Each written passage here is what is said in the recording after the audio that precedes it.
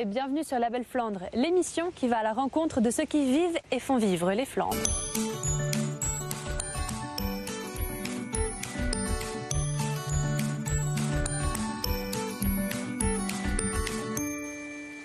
Si nous sommes ici devant l'abbaye du Mont-des-Cats, c'est pour vous parler d'un autre monastère aujourd'hui disparu.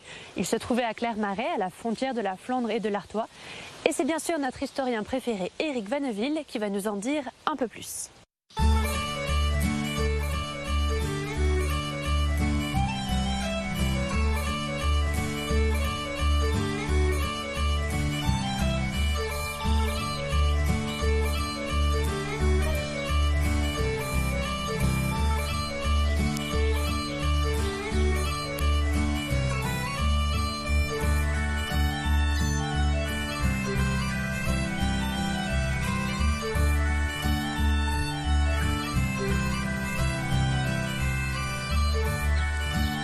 Chers amis téléspectateurs, bonjour.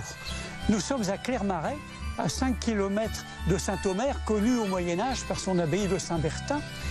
Et Clermarais a été une abbaye détruite durant tout le Moyen-Âge et surtout pendant la Révolution de 1789. La plupart des bâtiments qui subsistent sont ceux où nous nous trouvons. C'est la ferme qui a subsisté jusqu'à 1789 et même encore après. Alors, pourquoi l'abbaye de Clermarais? Elle est due à Saint Bernard de Clairvaux, le grand patron, je dirais, des cisterciens, des moines cisterciens, et qui était en rivalité avec l'abbaye de Cluny, l'ordre de Cluny. Cluny, Cîteaux, c'était une rivalité permanente au Moyen-Âge.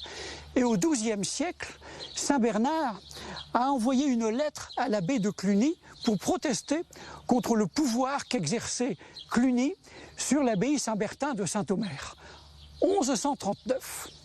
Bernard de Clairvaux, le futur Saint Bernard, en 1139, en tant que patron, je dirais, des moines cisterciens, et notamment basé à Clairvaux, écrit à Pierre le Vénérable, qui était le patron de l'ordre de Cluny. Il lui écrit une lettre, il exprime son mécontentement parce que l'ordre de Cluny avait mis la main sur l'abbaye de Saint-Bertin de Saint-Omer. Et Saint Bernard en fait le reproche à Pierre le Vénérable. Les deux abbés se sont brouillés. La brouille a duré 2 ans, jusqu'en 1141.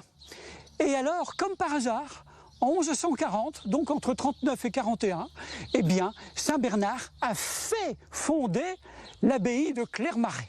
Voilà.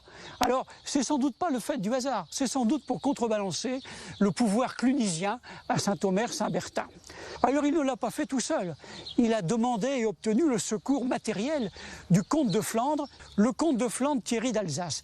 Car, voyez-vous, aujourd'hui, nous sommes dans le Pas-de-Calais parce qu'autrefois ici c'était l'Artois, mais jusqu'à la fin du XIIe siècle, l'Artois était au comté de Flandre et le comte de Flandre, Thierry d'Alsace, donc, eh bien, Thierry a aidé matériellement à la construction de l'abbaye de Clermarais.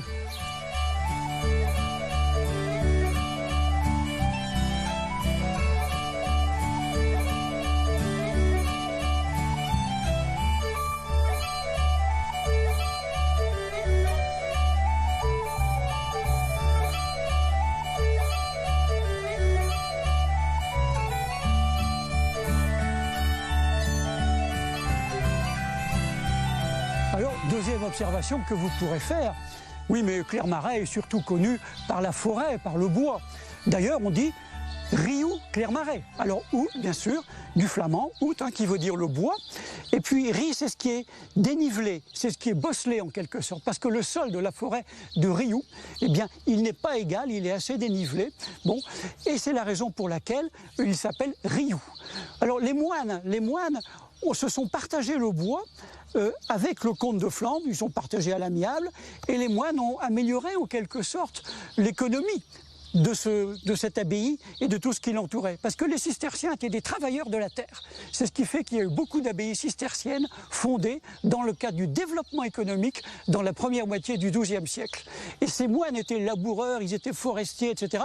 Et ils ont enrichi le bois en y creusant des grands trous pour que ça devienne des étangs, pour qu'il y ait de l'eau, avec la vie dans les étangs. Alors dans la vie de Bernard de Clairvaux, Saint Bernard depuis 1156, eh bien, il y a beaucoup d'histoires légendaires, la géographie, comme on dit à propos des vies de saints. Il y a du vrai, il y a du moins vrai, mais il y a une légende géographique qui est tout à fait intéressante par rapport au site de Clermarais. Bernard aurait, dit-on, rencontré le diable, il aurait eu une conversation pendant la nuit avec un diable, le diable. Et naturellement, Bernard, aidé par le ciel, l'a emporté dans sa discussion avec le diable et il a conclu les discussions en disant « Moi je sais, je vais dire à tous les bons chrétiens ce qu'ils doivent faire pour aller au ciel sûrement ».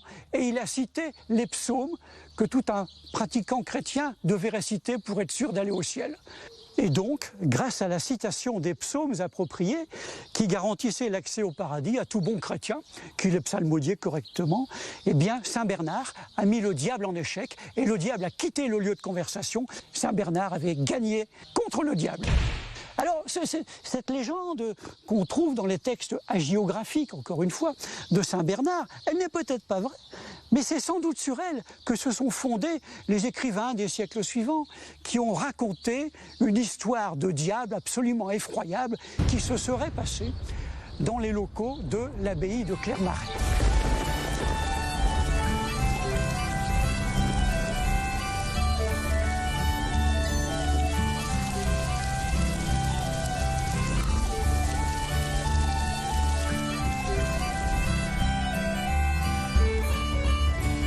Alors, selon la légende, donc, médiévale, eh bien, à Clermarais, il y avait, au Moyen-Âge, un manoir qui, toutes les nuits, resplendissait des sons de musique, de fête, avec des plaisirs que la morale m'interdit de vous détailler. Et un moine qui était à Saint-Bertin de Saint-Omer, du haut de la colline de Saint-Omer, avait été intrigué par ce manoir qui émergeait de la forêt. Bon. Et on l'a renseigné, on lui a dit, ben voilà, il doit se passer des choses pas très catholiques là-bas, dans le manoir, et puis tous ceux qui y ont été ne sont jamais revenus. Sûrement le diable y est pour quelque chose. Alors ce moine est venu à Clermarais, il est entré dans le château, et là, dans le manoir, et là il a été défié à une partie d'échecs par le diable. C'est la partie d'échecs du diable. Le diable, conseillé par sa compagne, qui était une personne peu recommandable, eh bien, le diable a failli l'emporter contre le moine. Ils avaient parié tous les deux. Le moine aurait donné son âme au diable s'il avait perdu, et le diable aurait donné tout le manoir, toutes les possessions et toutes les richesses, tout l'or qu'il y avait dans le manoir, si le moine gagnait. Le diable a failli l'emporter. Mais alors, tout à coup, il a invoqué Saint Benoît, le grand Saint Benoît, que tous les moines connaissent. Et Saint Benoît lui a suggéré un coup imparable.